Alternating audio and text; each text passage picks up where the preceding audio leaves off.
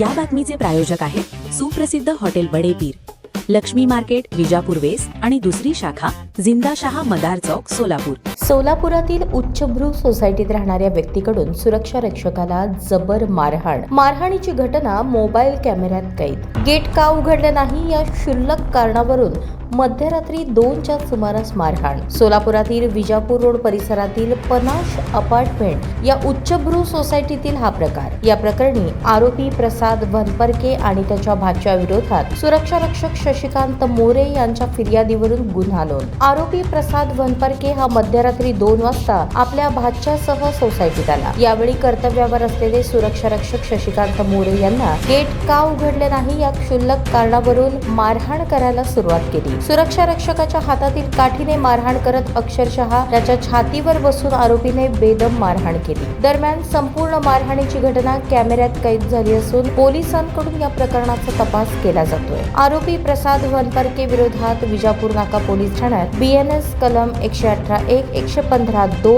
352(3)(5) नुसार गुन्हा नोंद करण्यात आला आहे. ताज्या बातम्या पाहण्यासाठी प्राईम महाराष्ट्र न्यूज चॅनलला सबस्क्राईब करा.